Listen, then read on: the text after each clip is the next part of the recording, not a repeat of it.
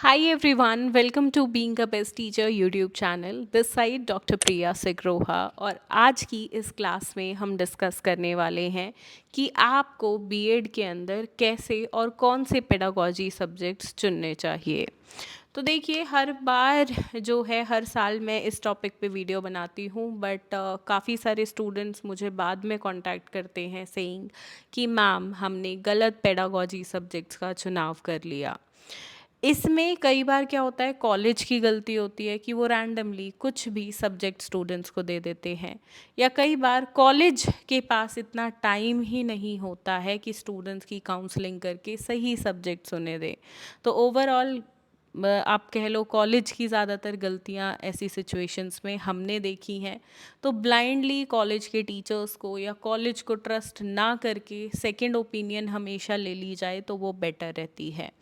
तो देखिए आपके घर के आसपास जो टीचर्स हों उनसे भी आप इस बारे में बात कर सकते हैं बट अगर नहीं है तो इस वीडियो को एंड तक देखिएगा, आपको बिल्कुल क्लैरिटी मिल जाएगी सब्जेक्ट्स कौन से चूज़ करने हैं। तो देखो सबसे पहले सब्जेक्ट्स चूज़ कैसे करते हैं। लेट सपोज आप अपनी बीएड जो है अगर ग्रेजुएशन के बाद बीएड कर रहे हो तो आप ग्रेजुएशन के सब्जेक्ट्स पे फोकस करोगे और अगर आप पोस्ट ग्रेजुएशन के बाद अपनी बीएड कर रहे हो तो पोस्ट ग्रेजुएशन और ग्रेजुएशन दोनों के बेसिस पे आपको जो है अपने सब्जेक्ट्स चूज़ करने होते हैं। लेट सपोज आपने ग्रेजुएशन की, ठीक है, और ग्रेजुएशन के बाद आपने बीएड में एडमिशन लिया तो जो सब्जेक्ट्स आपने अपनी ग्रेजुएशन में पढ़े हैं वो ही आप सेलेक्ट कर सकते हो एज अ पेडागोजी यानी कि मेथड या टीचिंग सब्जेक्ट्स, ठीक है, अपनी बीएड के अंदर। एक बच्चा, एक उदाहरण देती हूँ, उसने बीए किया, बीए में उसने इंग्लिश पढ़ा 3 साल, उसने ज्योग्राफी पढ़ा, हिस्ट्री पढ़ा, पॉलिटिकल साइंस पढ़ा, ये 4 सब्जेक्ट्स उसने पढ़े। तो अब बात आती है वो पेडागोजी सब्जेक्ट कौन से लेगा। देखिए एक तो वो लैंग्वेज लेगा इंग्लिश जो कि उसने 3 साल पढ़ा, दूसरा वो बच्चे ने एसएसटी के पार्ट्स पढ़े हैं, ज्योग्राफी, हिस्ट्री, पॉलिटिकल साइंस। तो अब वो बच्चा क्या लेगा, वो सोशल साइंस लेगा। सोशल साइंस लेने से उसके ऑफर्स मतलब कल को वो हिस्ट्री की पोस्ट के लिए, पॉलिटिकल साइंस की पोस्ट के लिए, इकोनॉमिक्स वगैरह की पोस्ट के, मतलब जो सब्जेक्ट्स उसने ग्रेजुएशन में पढ़े, ठीक है, इकोनॉमिक्स नहीं उसने पढ़ा ज्योग्राफी, पॉलिटिकल साइंस और हिस्ट्री, तो इन तीनों के लिए भी अप्लाई कर सकता है, एसएसटी के लिए भी अप्लाई कर पाएगा और साथ में इंग्लिश का ऑप्शन तो खुला ही है। इस प्रकार से रहेगा। अगर आपने बीएससी किया है, बीएससी में आपके पास बायोलॉजिकल साइंस या जूलॉजी सब्जेक्ट था तो ऐसे में आप बायोलॉजिकल साइंस मेन सब्जेक्ट रखेंगे। इसके अलावा आपने कुछ पढ़ा नहीं, ठीक है, बायो जूलॉजी यही आपका अगर मेन रहा है तो दूसरा सब्जेक्ट जो बीएड के अंदर आप चुनेंगे वो साइंस से ही संबंधित होना चाहिए। जैसे कि आपने फिजिकल साइंस ले लिया, भौतिक विज्ञान, इसके अंदर फिजिक्स और केमिस्ट्री दोनों कवर्ड रहती हैं तो फिजिकल साइंस हो गया। अब इस फिजिकल साइंस में बेसिकली यहाँ पे क्या होगा, ये एज अ फॉर्मेलिटी सब्जेक्ट आपके पास होगा, फॉर्मेलिटी नहीं, नॉलेज बिल्कुल मिलेगी आपको और आगे ये स्कूल में काम भी आएगा।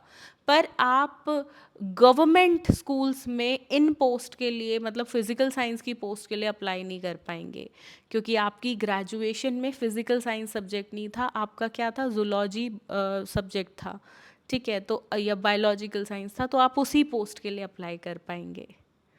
अब एक सिचुएशन और बताती हूँ, ग्रेजुएशन आपने इंग्लिश ऑनर्स से करी, ठीक है, या हिंदी ऑनर्स से करी, संस्कृत ऑनर्स से की, कुछ भी, तो अब ऐसे में आपने बीएड के अंदर अपना पहला पेडागोजी सब्जेक्ट वही लैंग्वेज रखी, जैसे कि इंग्लिश ऑनर्स किया तो इंग्लिश रखी। अब समस्या आती है दूसरा सब्जेक्ट क्या रखें, तो ऐसे में दूसरा सब्जेक्ट मात्र फॉर्मेलिटी के लिए रखना पड़ता है क्योंकि कंपलसरी है कि भाई बीएड के अंदर 2 सब्जेक्ट्स जो हैं वो लेने ही लेने होते हैं पेडागोजी के, तो दूसरा सब्जेक्ट जनरली लैंग्वेज के साथ सोशल साइंस रख लिया जाता है।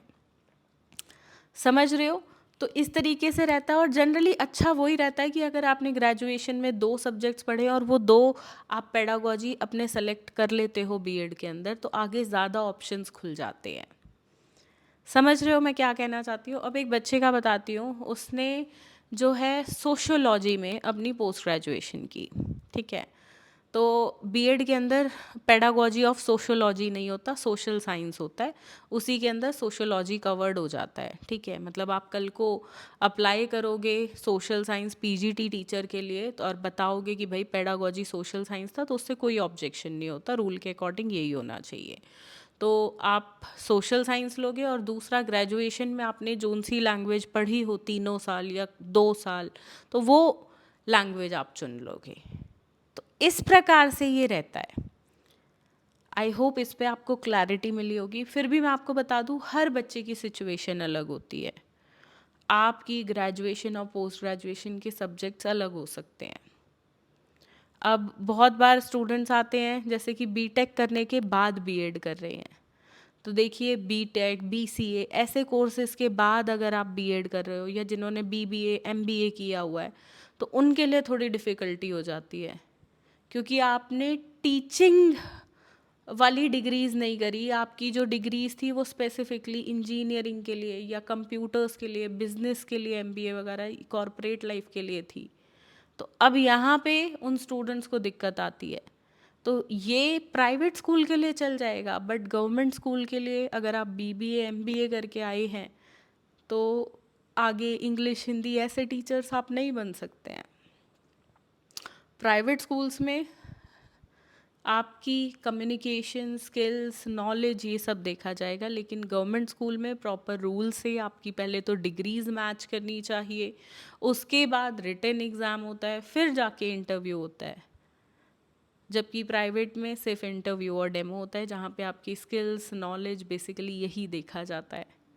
तो थोड़ी सी दिक्कत ऐसे आ सकती है उन स्टूडेंट्स को जिन्होंने डिफरेंट करियर चुना और उसके बाद टीचिंग करियर पे स्विच कर रहे हैं, राइट। और कुछ स्टूडेंट्स को मैं बता दूं कि बीएड करने की आवश्यकता नहीं होती है अगर आप कॉलेज लेवल पे पढ़ाना चाहते हैं। तो कॉलेज लेवल पे पढ़ाना है तो ग्रेजुएशन, पोस्ट ग्रेजुएशन और फिर नेट का एग्ज़ाम दो, ठीक है, और क्वालिफाई करने के बाद आप डायरेक्टली पढ़ा सकते हो।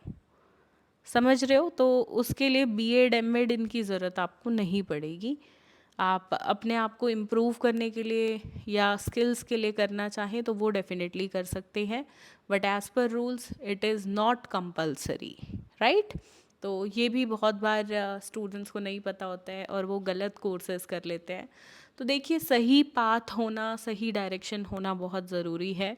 अगर आप अब भी नहीं समझ पाए कि आपकी सिचुएशन हो सकता है थोड़ी सी कॉम्प्लेक्स हो, जटिल हो, आप नहीं समझ पा रहे हो कि भाई मेरे लिए क्या बेहतर रहेगा, तो आप मेरे साथ जो है अपनी करियर काउंसलिंग बुक कर सकते हैं, जिसमें मैं आपको आपके सब्जेक्ट्स बताऊंगी। आप कल को उसके अकॉर्डिंग किस गवर्नमेंट पोस्ट के लिए अप्लाई कर पाएंगे वो भी बताऊंगी। प्रीवियस ईयर्स के रूल्स को देखते हुए प्रॉपरली गवर्नमेंट एलिजिबिलिटी आपकी चेक करके, तो आप एक करियर काउंसलिंग मेरे साथ बुक कर सकते हैं। इस नंबर पे व्हाट्सएप कर सकते हैं और हमारी टीम के साथ जो है आप अपना स्लॉट बुक कर सकते हैं। सेम डे का स्लॉट बुक नहीं होता है, सो नेक्स्ट डे या आप अपनी प्रेफरेंस के अकॉर्डिंग कर सकते हैं, जिसमें मैं भी फ्री हूँ, आप भी फ्री हो और हम एक कॉमन टाइम पे लाइव सेशन गूगल मीट या जूम के थ्रू रख सकें, ठीक है। ये चीज़ रहेगी। बाकी मैं उम्मीद करती हूँ इस वीडियो से क्लैरिटी ज़्यादातर स्टूडेंट्स को मिल गई होगी। अगर आपको अब भी नहीं मिली है तो career counselling is the best option. Hardly 20-30 minutes लगते हैं एंड उसमें मैं कुछ इन्फॉर्मेशन आपसे पहले, मतलब मेरी टीम ले लेगी और मैं अपना होमवर्क करने के बाद, प्रॉपर आपका स्टडी करने के बाद आपके केस को फिर आपके साथ जो है गूगल मीट पे ज्वाइन होंगी और फिर आपको सही डायरेक्शन प्रोवाइड करूँगी। बट इट्स वेरी इम्पॉर्टेंट कि देखो, आप गलत सब्जेक्ट्स ना चूज़ कर लो। अधिकतर स्टूडेंट्स करते हैं और फिर दिक्कत आती है, तो वो चीज़ नहीं करनी है। आपको सही सब्जेक्ट्स चूज़ करने बहुत इम्पॉर्टेंट है। एक दो ऐसे किस्से बताती हूँ। गवर्नमेंट जॉब का एग्ज़ाम क्लियर हो गया, इंटरव्यू क्लियर हो गया, फिर जब डॉक्यूमेंट वेरिफिकेशन की बात आई तो वहाँ पे पेडागोजी सब्जेक्ट्स मैच नहीं किए। ग्रेजुएशन के ठीक थे सब्जेक्ट्स, ठीक है, मैच हो गया, बट पेडागोजी सब्जेक्ट सेम नहीं था और इस कारण कुछ स्टूडेंट्स ने, अपनी कैंडिडेट्स ने जो है अपनी जॉब खो दी। कुछ कोर्ट चले गए पर अब तक कोर्ट केस चल ही रहे हैं। तो एक छोटी सी लापरवाही की वजह से जो गवर्नमेंट जॉब का इतना मेहनत करके एग्ज़ाम क्लियर किया, इंटरव्यू क्लियर किया, जॉब पाई, इतना पैसा मतलब टाइम सब लगा, तो वो सब धरा का धरा रह गया और बर्बाद हो गया। तो ऐसी स्थिति में आप ना फंस जाएं, उसके लिए बहुत इम्पॉर्टेंट है कि आपको सही डायरेक्शन मिले। तो अपने पेडागॉजी सब्जेक्ट बहुत सोच समझ के चूज़ करिए। आपके घर के आसपास कोई ऐसा टीचर है जिसको इसकी नॉलेज है, टीचर मैं ये नहीं बोलूँगी स्कूल टीचर, क्योंकि देखो उन्होंने अपनी बीएड कर ली, उनको भी बीएड के बारे में इतनी इन्फॉर्मेशन नहीं होती है, वो अपना स्कूल लाइफ में बिज़ी हैं। ऐसी टीचर जो बीएड के छात्रों को, एमएड के छात्रों को, या मतलब बेसिकली इनको पढ़ा रही हो, तो ऐसे टीचर से आप पूछ सकते हैं। आपके अड़ोस पड़ोस में, आपके रिलेटिव्स में कोई हो तो झिझकिएगा मत, किसी से भी हेल्प लेने में बहुत अच्छा है, ताकि आप गलत डायरेक्शन पे ना जाएं। अदरवाइज़ आप करियर काउंसलिंग मेरे साथ तो बुक कर ही सकते हैं, which will be a paid career counselling. बाकी हम मिलते हैं नेक्स्ट क्लास में, नेक्स्ट वीडियो में कुछ और डिस्कस करेंगे। बाकी आपका कोई डाउट हो तो कमेंट सेक्शन में भी आप लिख सकते हैं। I will try to reply each comment. धन्यवाद। जय हिंद।